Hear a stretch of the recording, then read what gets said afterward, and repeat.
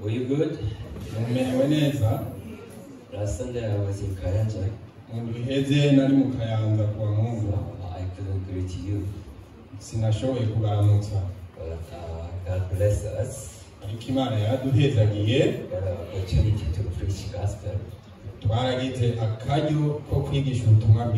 So I receive a lot of grace. And at the same time, I receive a call together. So even now, I have cold. So though my voice is not good, I wish they will understand. Do you understand what I'm saying? Because your voice is lower, so you speak loud, okay? Today let's open Exodus chapter 32.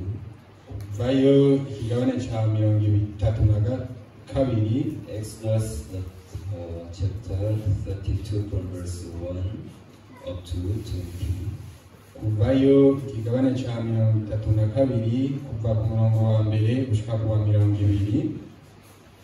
Exodus chapter 32 from verse 1 to 20. We read it in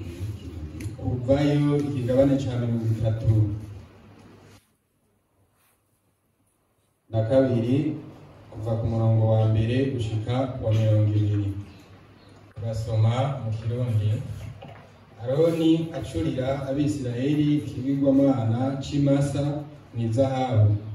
Abantu babonye Mose atevye kuri uwo musozi atamanutse, bakoranira kuri Aroni baramubarira batenda nuturonkere imana zo kutuja imbere, kuko umwe Mose yadukuye mu gihugu ca Egiputa tutazi ico yabaye. Aroni arabishura ati nimukature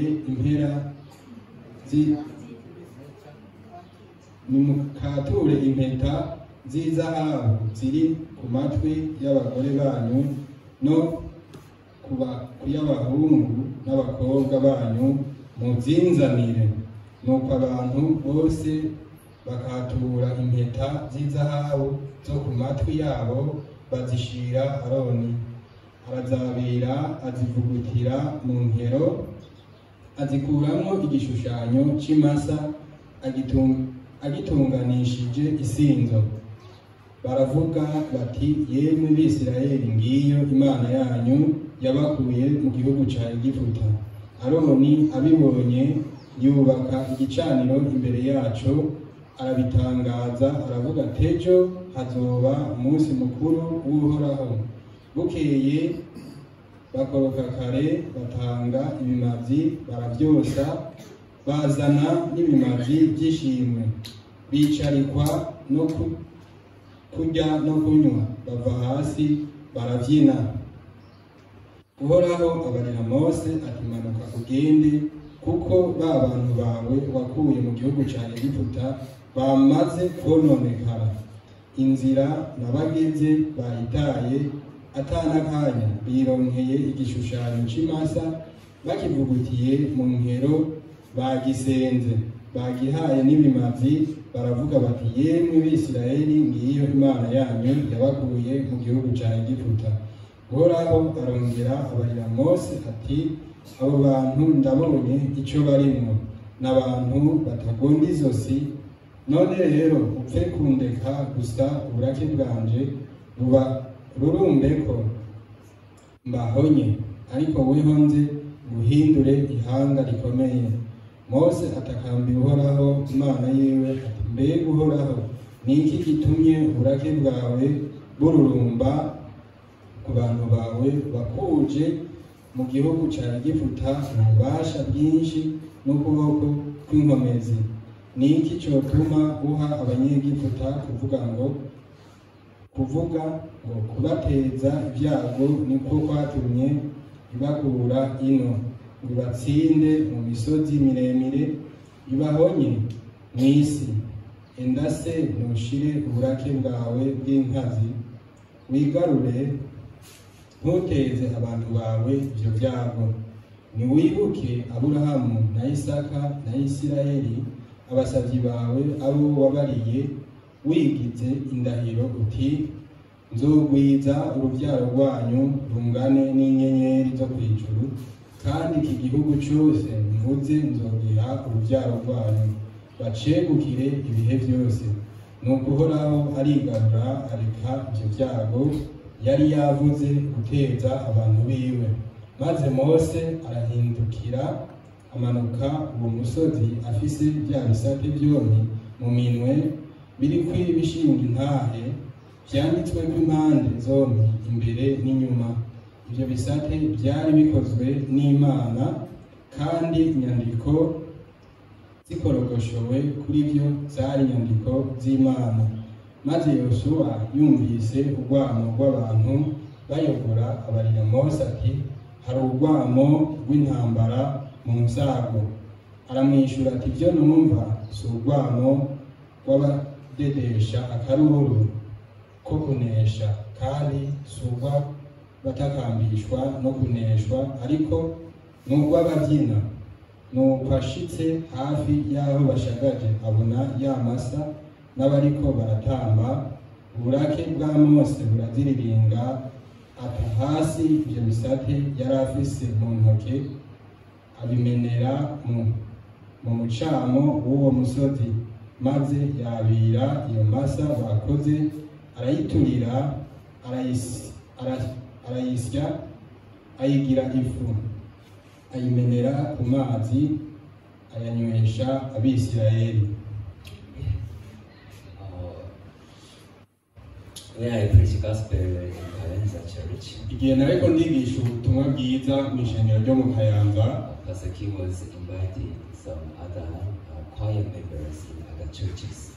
Mwongeregi yari yatumiye n'ayandi makorale avuye mu yandi mashengero.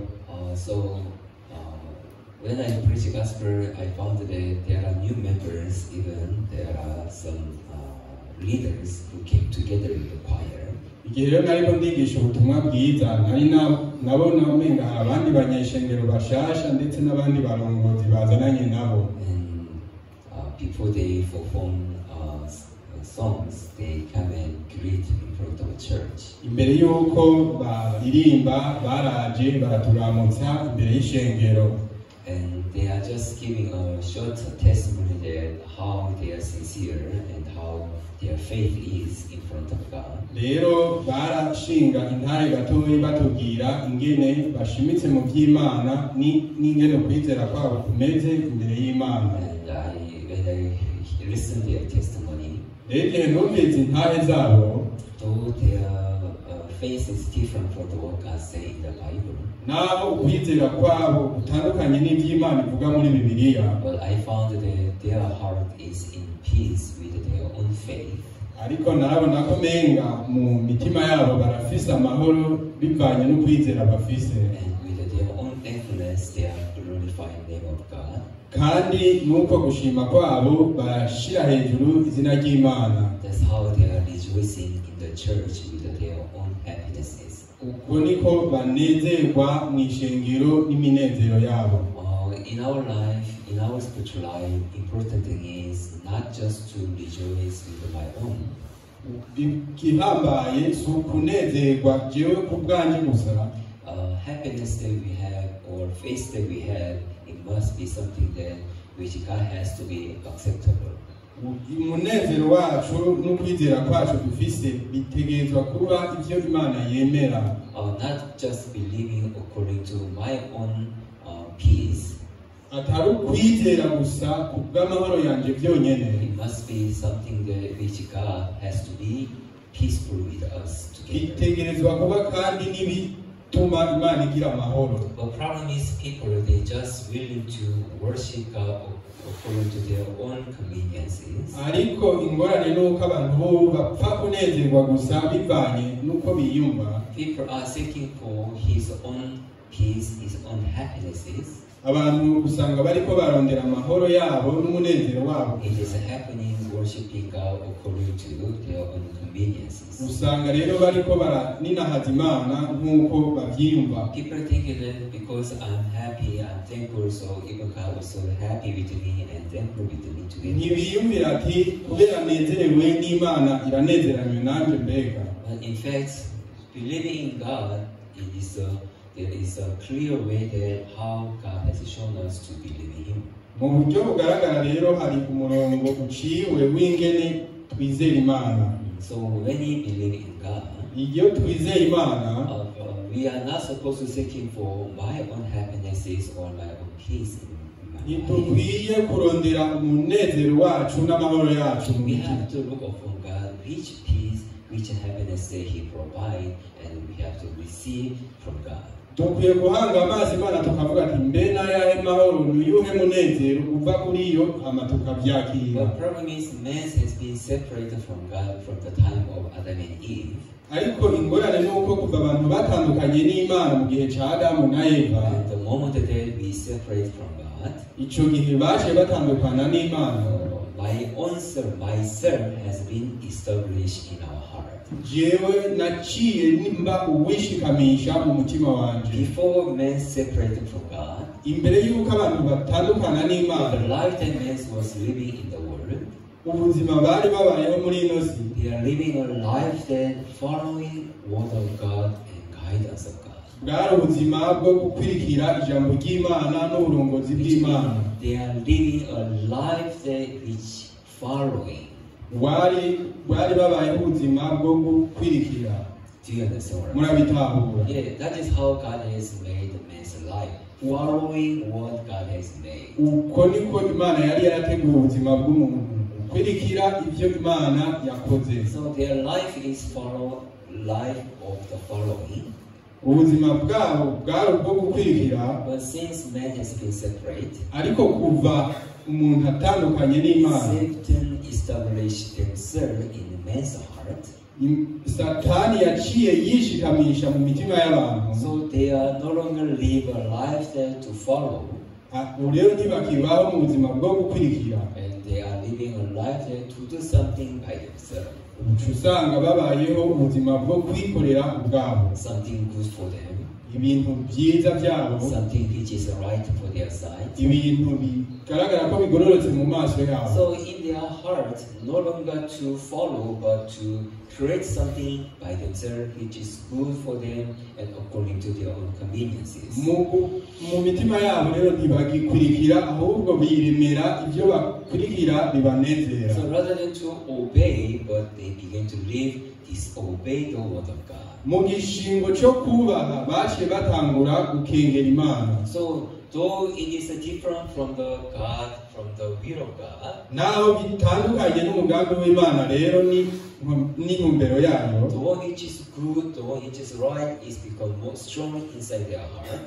ikintu ciza gitumbereye cyaciye kiba icy'inkomezi mu mitima yabo. So rather than to follow truth, aho gukurikira ukuri, they like to follow which is good in their mind, in their heart. baciye babaho bakurikira ibyo babona ari byiza mu mitima yabo. So even to worship God, ndetse no kuninahaza Imana, to follow way of God in faith, gukurikira Imana mu nzira yo God kwizera, has shown us clearly through His word. naho Imana yabyerekanye neza ko bica mu ijambo. The problem is people, though it is different from the word of God, just because it's good for them and they like it, so they are following their own way. Ingorane nuko mu mutima w'umuntu naho biba bitandukanye n'ubugombe bw'Imana, awe wabona ko ari byiza arabikurikira. That's why when the God saying, forsake your way and your thoughts, because my way, my thought is different from you. Nicyo gituma Imana yavuze ati niwanke inzira zawe kubera ko inzira zawe n'ivyiyumviro byawe bitandukanye n'ivyanje. As long as people are trusted, I'm right, I'm doing well, I'm doing good,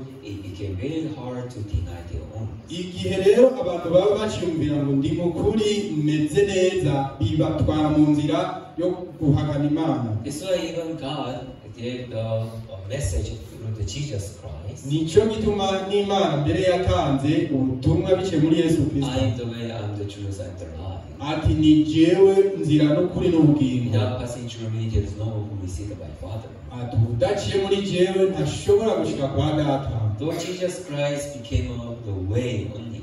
Naho Yesu ariwe yacitse inzira yonyene. People are not taking Jesus Christ as the way only to see the Father in heaven.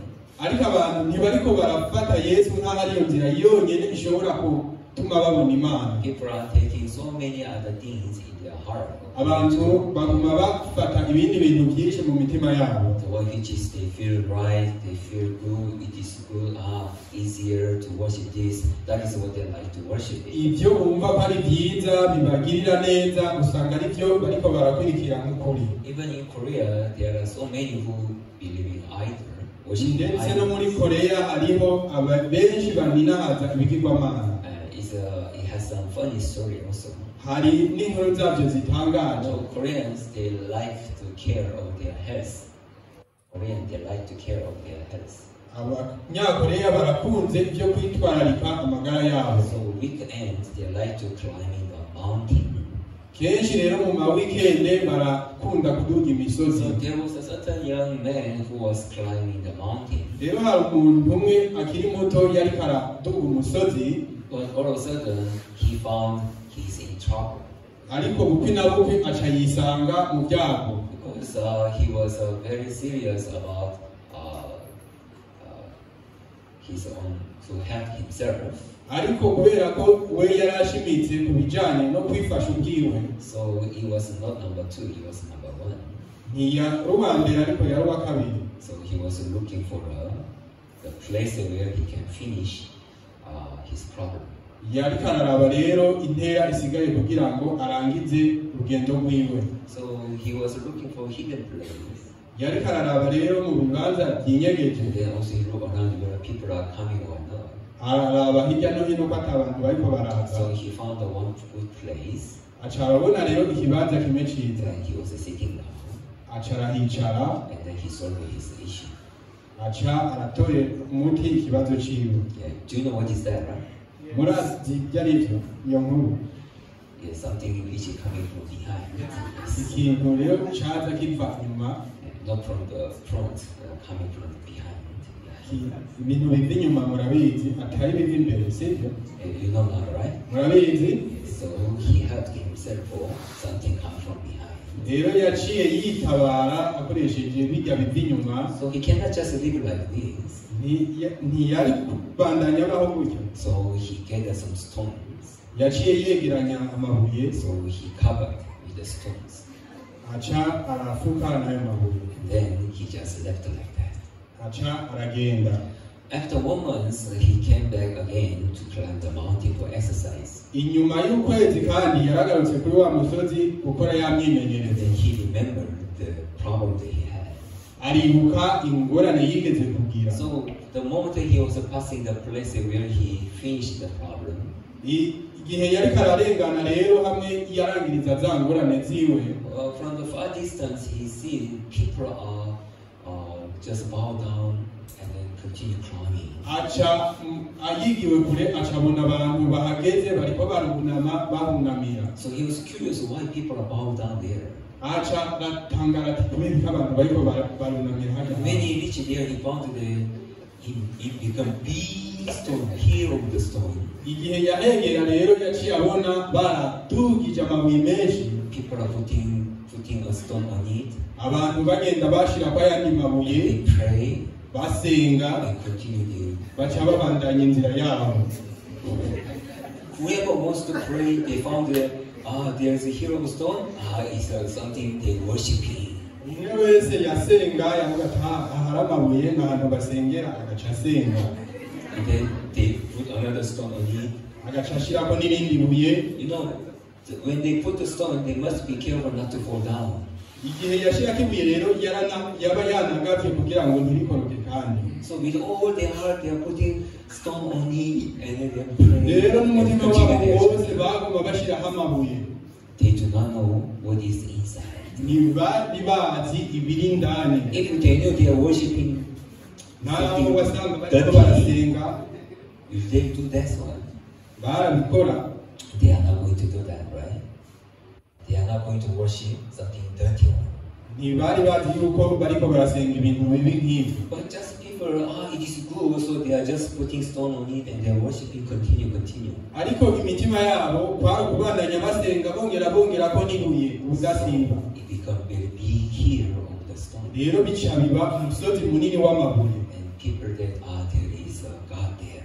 Bantu rero baca biyumvira ngo hajya hariho Imana. So they are worshiping, every people they are worshiping. Rero baguma basenga umuntu wese asenga. And people, they don't care what is really inside.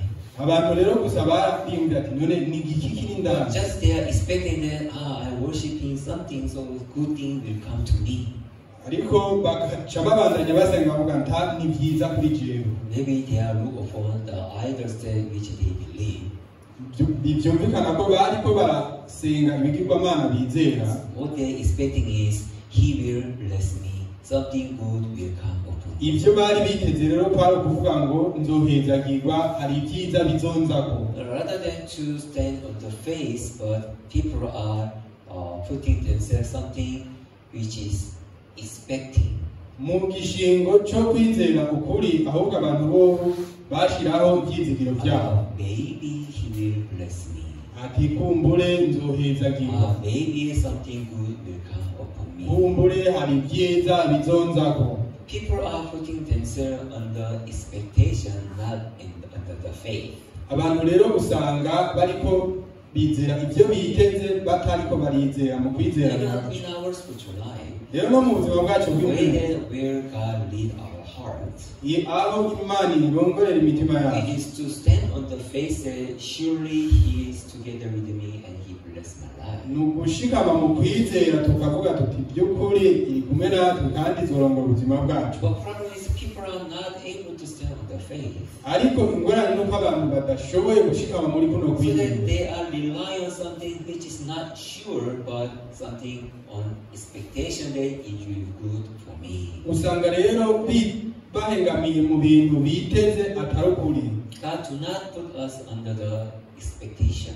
Imana rero ntiyadushize mu byo twiteze. God led us to stand on His Imana believing in His word.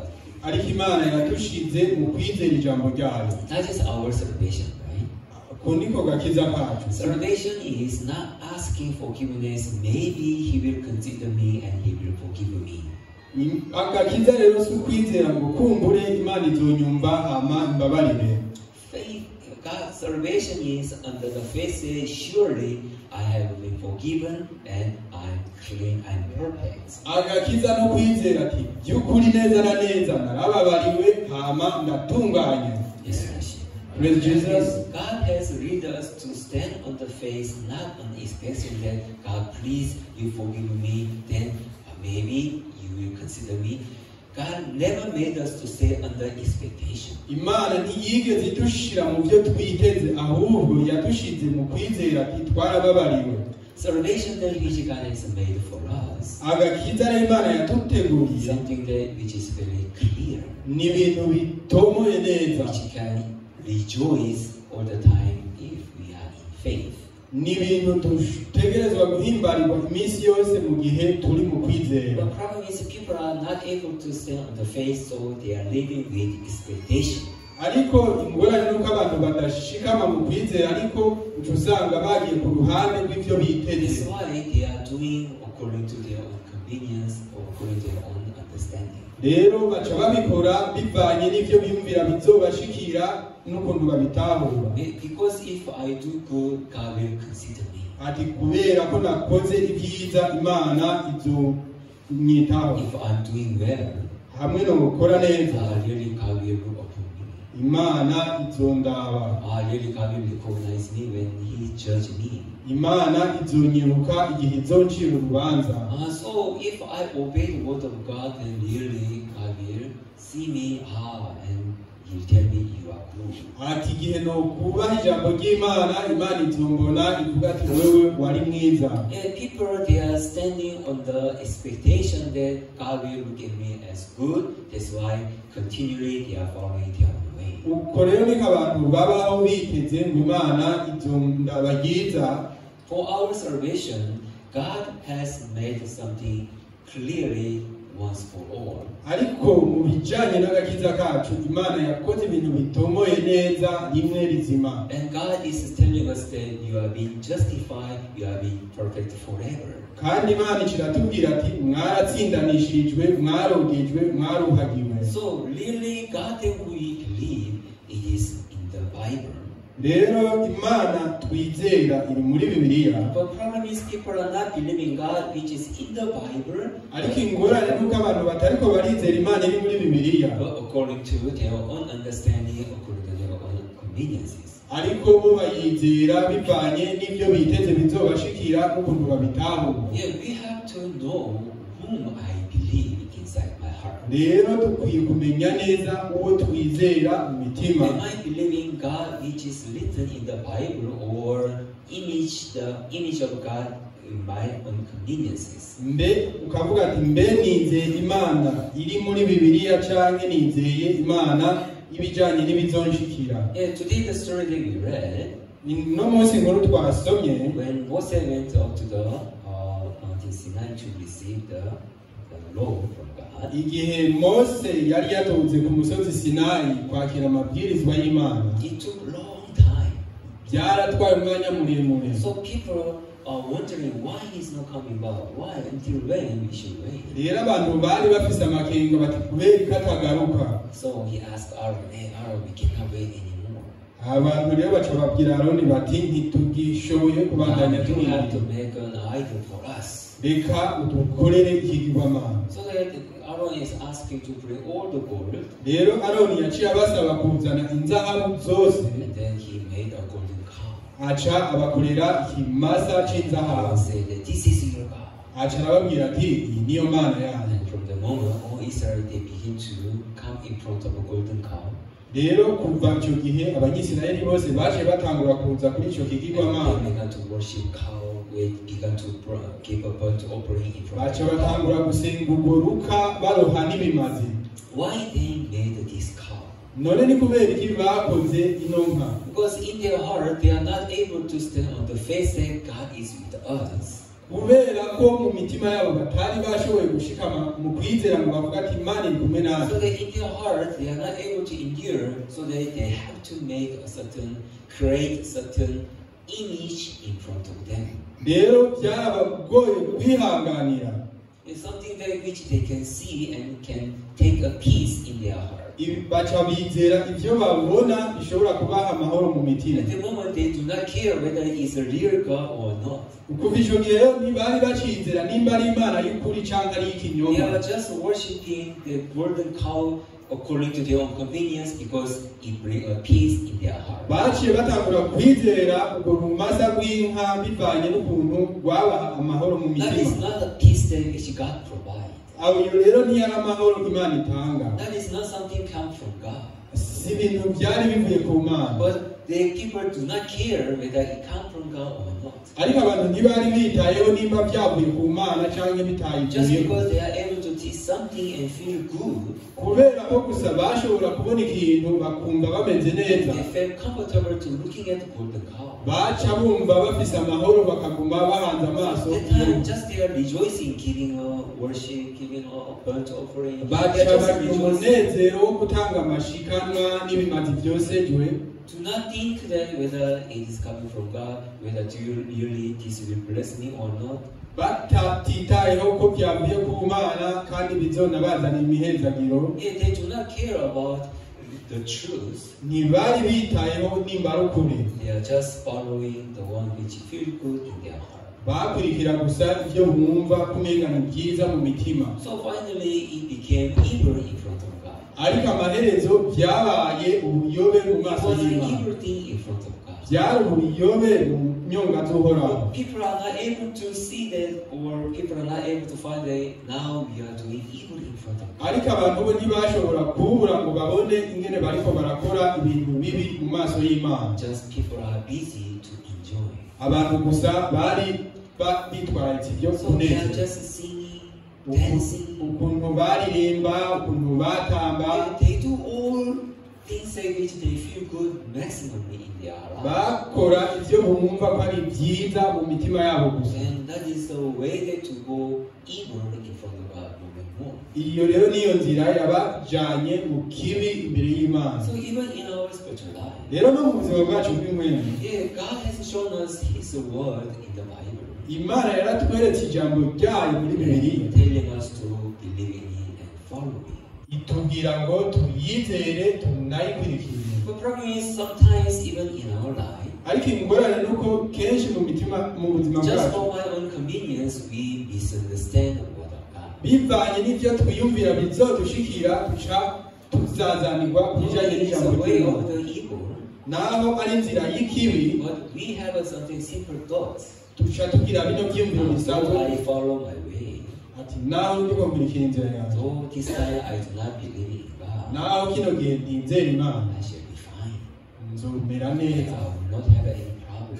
nta ngorane nzogira. Yeah, there are so many thoughts which arose in us according for my own convenience. Rero usanga hari ivyiyumviro vyinshi vyimuruka mu mitima yacu bivanye n'ivyo twiyumvira bizoshika. Yeah, people when they climb a mountain, they saw the hero of the stone. Rero hakurya kwa barya abantu igihe bariko barurira ujya musozi babona ikirundo c'amabuye, They are just worshiping and bow down in front of stone for their own conveniences. baca batangura kuninahaza bivanye n'ivyo bo nyene biyumvira Just bizobashikira, on expectation according to their own thoughts, something good will come to me. bivanye gusa n'ivyo biteze ngo hari ivyiza bizotuzako. And that is not a clear thing. Ariko ntivyari ibintu bitomoye, That is not something sure. ntivyari ibintu vy'ukuri, But people are trusting something which is good things to come. ariko gusa bo baba bizigiye ibintu vy'ivyiza bizobaza, They are putting themselves under the expectation. bari bishize mu vyo biteze gusa. So even in our life, sometimes we see that something good will come if I follow this way. Ndetse no mu buzima bwacu usanga tuvuga ati hari ibintu byiza bizotuzako, Though it is not seems like that, though it is not very sure whether God like it or not. ati naho ntabizi neza ko ari ibintu Imana ikunda canke yanka, But for myself, it is good for me. ati ariko ku bwanje ni byiza. It is like people are putting themselves in gambling.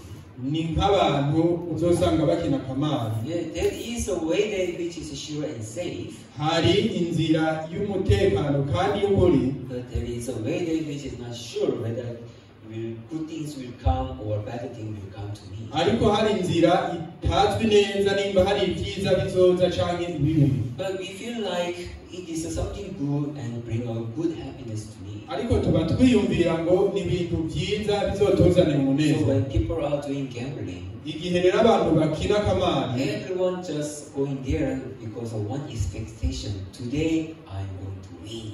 abantu bose usanga bagendana n'ico cyumviro gusa bavuga bati uno munsi ndaza kurya. So today they lose, but tomorrow again they have an expectation. Maybe today I'm going to win. Naho uno munsi bahomba baguma bavuga ngo ejo nzotsinda. What is the truth? None ukuri n'ubu The system of the gambling, ukuntu ivyo gukina kamari vyubatswe, the way how they made the system in the gambling, ukuntu bubatse bino bintu vyo gukina kamari, made the system they cannot win at all.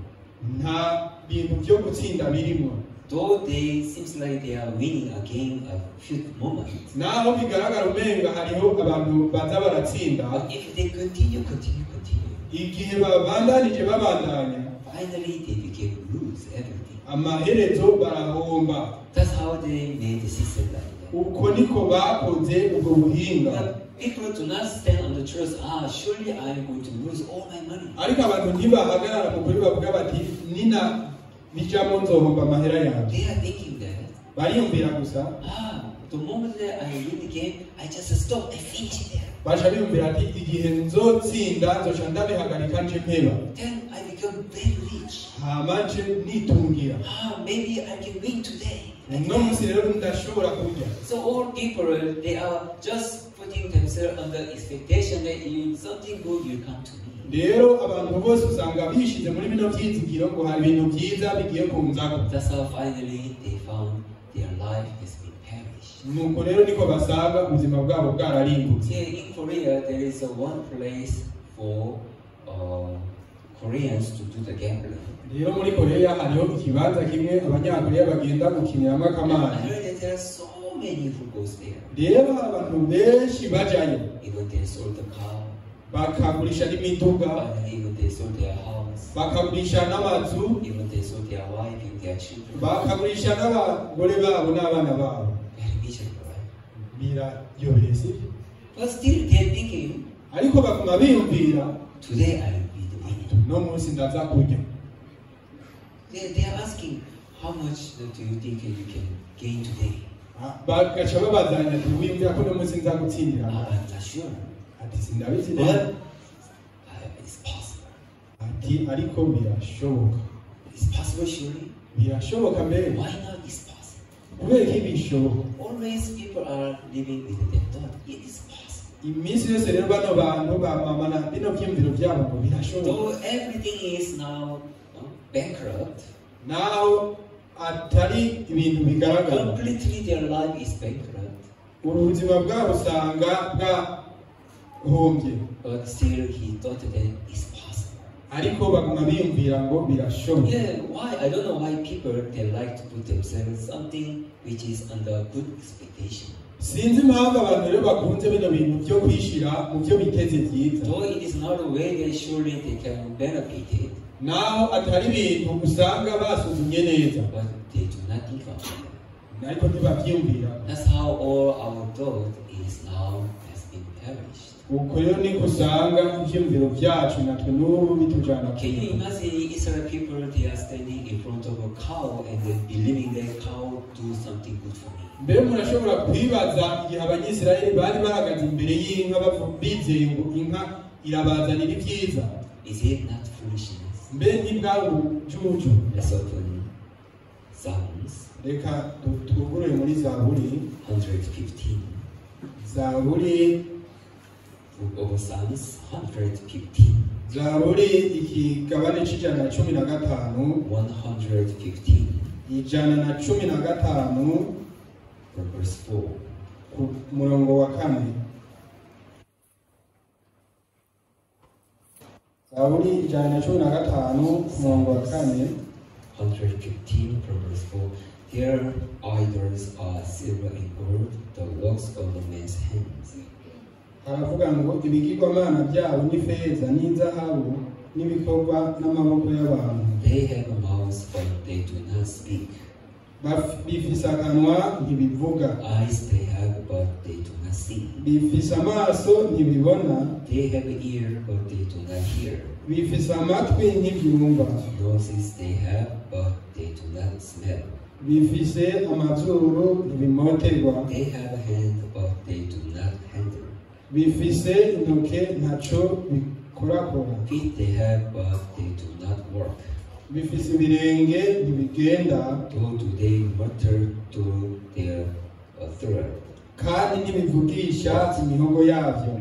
Yeah, that is the image of the idols. Iyi niyo shusho y'ibigirwamana. Yes, Nashi. They have everything, Birafise ibintu byose but they cannot do anything. ariko ntacyo bishobora gukora. That is the idol. Ibyo ibigirwamana. But that is what they believe. He does everything for me.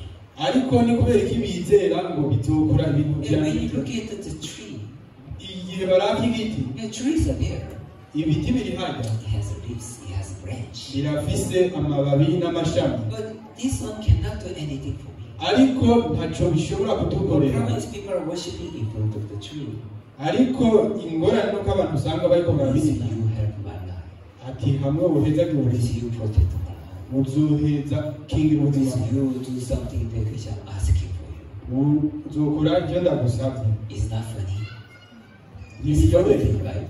That is what Israel people does now in front of God. ibi rero nivyo n'abisirayeli bariko There bakora is a living God who listens our prayer and works clearly in our life. bavuga ati iyi niyo mana yumviriza imibabaro yacu. Yes, still, even they have seen how God is mighty. Naho bari barabonye ingene Imana ari nyabushobozi. When they came out from the Egypt, bavuye muri Egiputa, they saw clearly how God is mighty for us, and really He does a great thing in our bari life. barabonye uburyo Imana yakoze ibintu bihambaye. The problem is just they are not able to see Moses. Ariko ingorane nuko bariko barabona Their heart was being afraid. imitima yabo igashikira ubwoba. No, you should make a certain idol for Ati us. Haroni dukorere ikigirwamana. So when the Aaron made the golden calf, they are so happy. Yes, hallelujah. Kandi igihe Aroni yaheza kukibakorera bari banezerewe barishima, They are singing, baririmba, they are dancing, they batamba, are worshiping, bow down in. babunama They are baninahaza, giving burnt offering. batanga n'ibimazi vyoshe. Why they are doing so? Bariko bakora ivyo Because the golden cow, image of the golden cow, bring a peace in their heart.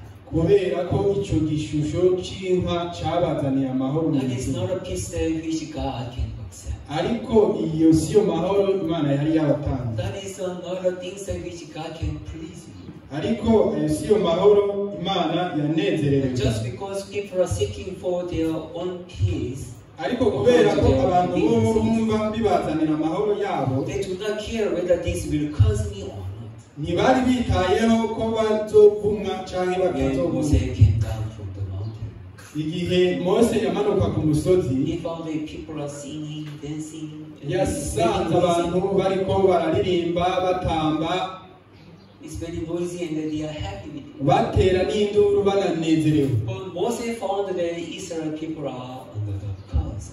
Ariko ingorane Mose aca asanga abanyisirayeli bariko bunamira igishusho So c'inka. Moses threw the tablet, the stone of the tablet.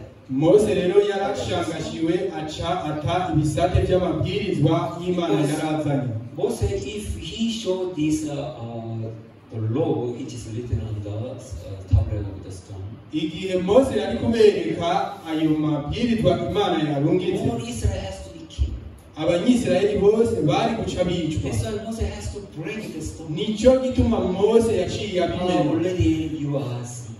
ati mwamaze kugwa mu cyaha. Which means God cannot accept your peace. Imana ntishobora kwemera amahoro yawe. Though you did for the good will, Naho mwabikoze though you kubw'intumbero did nziza, something for yourself good, naho mwabikoze kubw'ineza it yawe, is not a things which God happy, but it is evil in front of God. si ibintu Imana inezererewe, ahubwo n'ibintu by'ubuyobe mu maso yayo. Yeah, people are worshiping God. Abantu rero ntibariko There bara are so many who believe in God in this hari world. abantu benshi rero bizera Imana muri Even iyi si. after salvation in our spiritual life, Ndetse n'inyuma y'agakiza mu buzima bwacu yeah, we bw'umubiri, really believe the truth. twizera ukuri. But how many times are we going our own way for my own convenience with Ariko wrong thought, wrong faith? ariko n'inshuro zingahe tugenda mu nyimvo zacu twataye In kwizera. Kayanja, when I preach the gospel, when I preach the Igihe gospel, nigisha ubutumwa bwiza mu Kayanza, though they listen this true word of God, naho bumviriza rino jambo ry'ukuri ry'Imana, I saw that this word is not entering into their heart. narabona ko ritariko ririnjira mu mitima yabo, Because they are believing that I'm doing right, I'm doing well. kubera ko bo bari bizigiye ati ndiko ndakora neza, ndiko nkora Yeah, ibyiza, I'm doing sincerely. ndiko ndakora n'ubwira. Yeah, that's why they are trusting their own thoughts strongly. Uko rero niko bari bizera ivyumviro byabo That's why n'inkomezi. though true word of God has come to them, but it wasn't able to enter into their heart. Nico gituma naho ijambo ry'Imana ry'ukuri ryari ryaje kuri bo ntibashobora kubyumviriza. Just they say, hallelujah. Bavuga gusa ngo Pastor, today is almost good. mwungere uno munsi ijambo ryari ryiza, Today your preach is powerful. uno munsi ryari iby'inkomezi. They are just saying like this, but their heart, there was no changes to the true word of God. Bari bivugira nk'uko gusa, ariko imitima yabo itahindukiriye ijambo ry'Imana ry'ukuri. And continue their praising name of God. Hallelujah. Kandi ubudahesha bakaguma bashira hejuru izina ry'Imana ngo And they haleluya. are singing with all their heart. basenga baririmba n'imitima yabo yose and do not know what they are doing. batazi ibyo bariko barakora. Like this Israel people. Uko niko n'Abisirayeli They are worshiping God. bariko barinahaza Imana But through the golden calf. bariko biciye mu gishushanyo And they believe biri strongly, yes, it's right, we are doing well.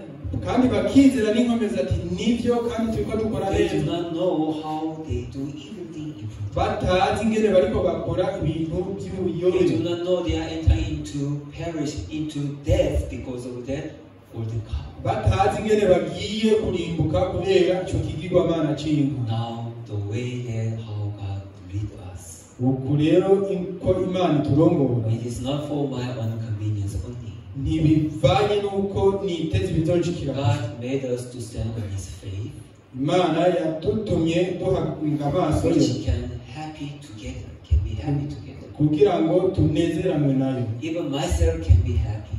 naje ndashobora kunezerwa Even God also able to happy with us. kandi Imana nayo igashobora I kunezerwa also nayo. rejoice. I also can rejoice. nanje ndashobora guhimbarwa. Even God also able to rejoice together with Imana us. nayo nyene igahimbaranwa nanje. The one which God can be together with me. ibyo Imana ishobora kubana nanje Face and which God also able to rejoice with me. n'ishusho Imana ishobora kunezeranwa nayo. That is the one that which is the make us to unite with God. iyo niyo ituma tugiranira ubumwe n'Imana. Brethren, are we not just following according to my own convenience? none bene data ntituriko tugenda bivanye twe n'ivyo twiteze gusa Maybe even this may God not have a problem with me. twiyumvira ngo kumbure ibi ntaco bizoduteranya ko Even n'Imana. this is good, so God also will agree with me. ndetse bino ni vyiza n'Imana nayo izovyemera Just because of the desire that I have in my heart. bivanye gusa n'ivyifuzo je Do we nifitiye. not misunderstand the word of God? ntidutahura ukutariko ijambo ry'Imana. Do we not misplace myself to believing in the wrong thing? mbere ntituriko dutuma twizera ibitari vyo. Yeah, we have to looking at the word of God rero duhanga amaso and ijambo see ry'Imana clearly what He likes with me. tubone rero ivyo inezerana natwe. Yeah, things which look good in my eyes, that is not everything come from God. ibintu bigaragara nk'aho ari vyiza mu maso yanje si byose biva ku Mana. Just because I like it, it doesn't mean that everything came from God. si kubera ko ndabikunda gusa ko nje mvuga ngo byavuye ku Mana. And Satan come as an angel to us. ndetse na Satani araza nk'umumarayika kuri twebwe. So Satan is always looking for an opportunity to deceive us and to destroy us. ndetse Satani yama ariko araraba misi yose akaryo k'ingene atubesha n'ingene aturandura. Do not follow just something good in your eyes. ntupfe gukwirikira gusa ibyo ubona ko ari vyiza mu maso It yawe. is something good opportunity for me to become rich. ata ni nakaryo keza ko kugira ntunge. It's something good opportunity, something can provide something good to me. ni akaryo keza ko kugira ngo ngire ibyo ndonka. Though it seems good in my eyes, naho bigaragara ari vyiza mu maso yanjye, but that is not something which is really truth. ntabwo vyose ari ukuri. Truth is the word that which is written on the tablet of the stone. ukuri ryari ijambo ry'Imana ryari ryanditse kuri bijya bisate by'amabuye. You shall not worship other idols. ntibari bakwiriye kuninahaza ibindi bigirwamana. That is the truth. uko niko kuri. But people just following the wrong things that which is good just on their side. ariko abantu bo bapfa gukwirikira ibintu by'ikinyoma biboneka ari vyiza mu maso yawe. God told us that believing in me. God Imana told us, yatubwiye ngo tuyizere. then I shall be with you, I will provide you, I will protect you, even I work for you. rero nzogubana nawe, nzoguha byose, nzogukingira. So that is how God offered all His heart and told us the truth. uko rero niko Imana yatanze umutima wayo wose itubwiza The ukuri. Bible that we have today, iyi Bibiliya dufise uyu munsi, the word that we read today, ijambo twasomye uyu munsi it is not something which is vain. si ibintu It's not something in vain. si ibintu bizazanye. It is something that which is truth. ni ibintu by'ukuri, It is something that which is sure. ni ibintu bitomoye. So anytime when good things come in front of us, Rero igihe cyose ibintu byiza bituje, even we have to distinguish whether it is from God or it is from Satan. dukwiye rero kubitandukanya tukamenya nimba byavuye ku Mana cyangwa ku mugwanizi. God led us to the truth, not something good in our eyes. Imana iturongorera ku kuri, atari ibintu gusa bigaragara nk'ari byiza mu maso How do yacu. we worshiping God? How do we following our way of God? None ni gute turiko turakwirikira Imana, ni gute turiko dukwirikira inzira yayo? And Satan will tell us, Umugwanizi azoca atubwira no problem, ati nta ngorane, it is good. ni byiza, If you have them, hamwe wobigira really it will be good for you.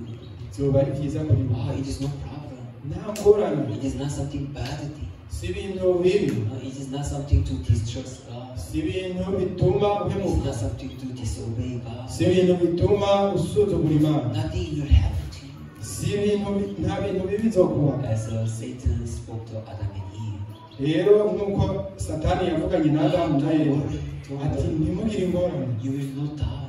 muzopfa But you will be like a God. ariko muzomera It is nk'Imana, good for you. ni byiza kuri mwe. Don't fear, it's good. Ntimugire ubwoba, ni byiza. That's how always Satan approached to us. Uko niko na Satani n'ubu aguma atwifa, Finally, it was the way there to destroy us. ariko amaherezo usanga ari inzira izoturimbura. Even now, N'ubu continually, ubudasiba there are so many voices which grew in our hearts. hari amajwi menshi agaragara ari meza mu mitima I yacu, shall remember that not everything is good for me.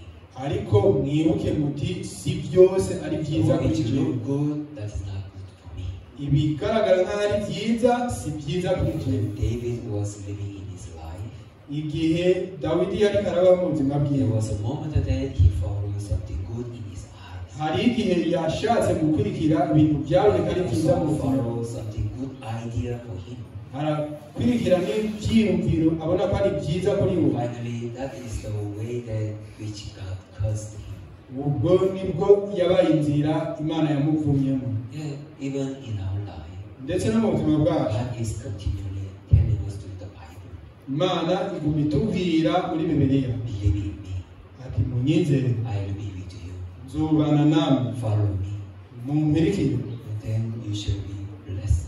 hama muzohezagirwa. But in our heart, Ariko mu mitima yacu you are far, where are you? ati Mana uri kure, uri he? Just Israel people not able to see Moses, they feel that God is far. So they Nk'uko enter into Abanyisirayeli fear. batabona Mose bagaca bavuga ati Imana iri kure. That's why they're asking Aaron, hey, make the golden calf. Niko rero babwiye Aroni ati Aroni dukorere inka, Make something that which we can have a peace in us. dukorere ikintu gishobora gutuma tugira amahoro. That's how golden cow came up. Ko niko icyo kigirwamana c'inka caje. What is the now golden cow in your life? None ikigirwamana c'inka mu buzima bwacu Not n'iki? truth, not real God, Ukuri kwanje atari Imana, but golden cow then which we just feel peace, comfortable for my own conveniences. ikigirwamana c'inka gituma mererwa neza mu mutima bivanye n'ibyo niteze. Really in the way of God. By'ukuri mu nzira y'Imana There is the trials, hariho ibigeragezo, even there are challenges. hariho n'imitwaro, Sometimes there will be the burdens. hariho n'ibihe bigoye. But when you follow the way of God, though outwardly it is a difficulties and challenge and burden, Ariko iyo dukwirikiye inzira y'Imana naho biboneka ari ibintu byo guhangana, really at the end God lead us to stay on the peace and happiness. amaherezo Imana iraturongorera mu gushikama mu mahoro. Where God lead us is not a place where we see only challenge, Aho Imana iturongorera si ahantu gusa tuguma duhanganye, but behind the challenge there is the everlasting happiness. ariko inyuma yo guhangana hariho amahoro n'umunezero. But just because we do not see the happiness and peace because of the challenges that we are facing, Ariko bivanye n'uko gusa tutaba tubona amahoro bivanye n'ivyo turiko turahangana, we shall not take a golden cow. duca dukora ikigirwamana because it is a trouble, so I don't like it. But this ati is kubera ari ingorane sindabishaka reka ngende muri uru ruhande. this is a burden. No, this is a burden, so I don't take this one. This is good and bring a peace. Oh, then let me take it. ati iyi ni mitwaro sindabishaka, ibi ni byiza, reka bimpa amahoro, reka ndabikurikire. Do you understand what I'm saying? Murabitahura? Yes. And the way of the gospel. Mu nzira y'ubutumwa bwiza, Really, as we are taking a truth and living for the truth, igihe tuba tutwaye ukuri twitwaritse ukuri, and even sometimes God led Israel people to face a battle. ndetse rimwe na rimwe n'Imana yararongorera abanyisirayeli mu bihe bigoye Because of the way they are being tired, kubera inzira bararuha, and because of do not have water, so they are very thirsty, kubera kubura amazi baranyoterwa, and because of the giant in front of them, they are very afraid. kubera ibigatanya baragira ubwoba. But finally, when they follow God, Ariko amaherezo igihe bakwikira Imana, they found everything that God prepared. barabonye ibyo Imana yari yabateguriye byose. But now, just in our life, Ariko natwe ubu mu mitima yacu, because of this truth, we are facing some challenge and burdens and difficulties. kubera bino turiko turahangana n'ibihe bigoye n'ingorane, It is not only which God provides. uca tuvuga ngo ibi si byo Imana Why do I yatuzaniye. have to follow this way? Kubera iki nkwiye gukurikira There are other ways which is easy. hari izindi nzira zoroshe, There are other things which is good for me. hari n'ibindi bintu byiza, There are big money, good money that which can makes my life happy and good. hari ayandi mahera meza ashobora gutuma ubuzima bwanje bworoha. What's the problem for me to follow this first? None mvise ingorane yihe yo gukurikira bijya? What will be the big issues that in my life? Do I follow this thing? Mbe n'ibihe bigoye bizoba igihe nokurikira bijya? If we cannot doubt about this, Igihe tutozazanirwa one day we found ourselves we have been perished. igihe tutogira amadidane muri ibyo, umunsi umwe tuzisanga twarindutse. We are not believing God for my own conveniences. Turiko twizera Imana bivanye We n'ibizonshikira are jewe. believing in God to fulfill the will of God to me. Twizera Imana gusa kugira ngo tuze dushitse ku mugambi w'Imana muri twebwe. Do you understand? Murabitahura? Why do you believe in God?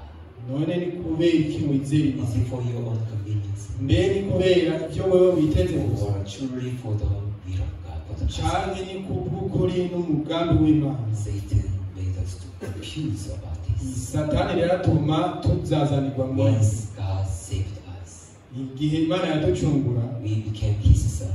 twahindutse abana We bayo, became His.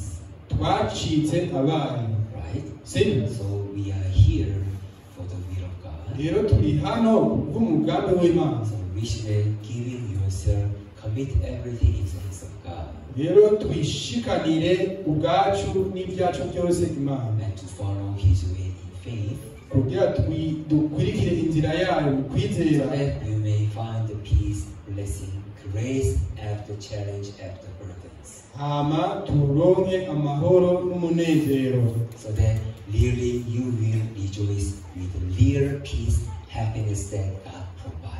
nukuri muzogira umunezero n'amahoro y'ukuri mu mitima yanyu. Do not look for your own peace, your own happinesses, Ntuhange amaso umunezero wawe gusa n'amahoro yawe something byonyine, which cannot unite with God.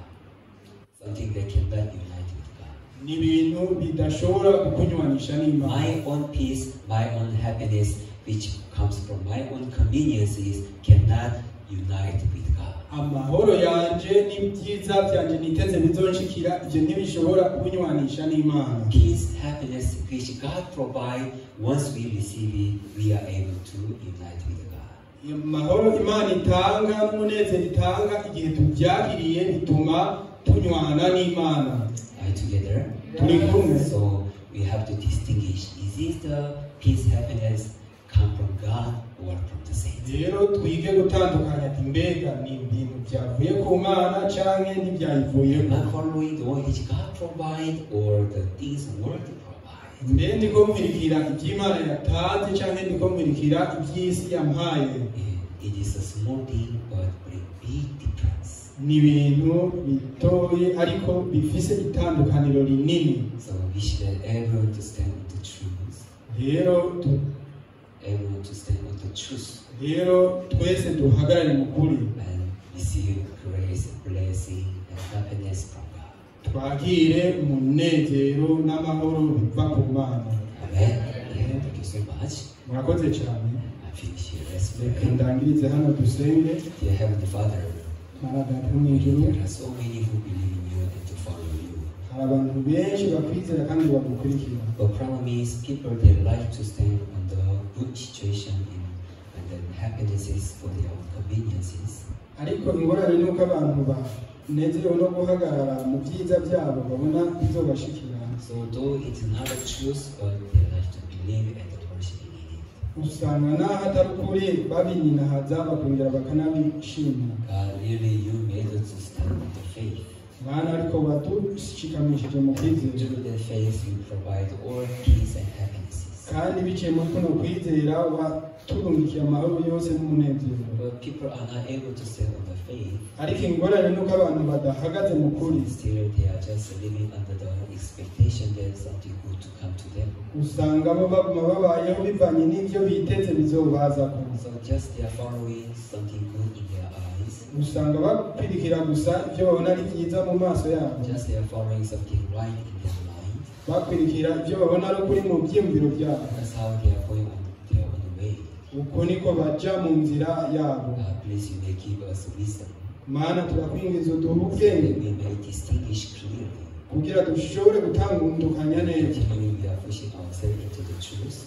igihe duhagaze mu kuri, So that we may be provided all the good things from you. kugira ngo tuze turonke ibyiza byose biva kuri wewe. So I pray for all our brethren. Mana data ndasengeye bene data bose Those in you who are facing challenge. abahanganye n'ibihe bigoye, You may open their eyes to see the grace behind the challenge. ubahe kugurura amaso ngo babone imihezagiro izo birimo uko So guhangana, that they may not go in their own way.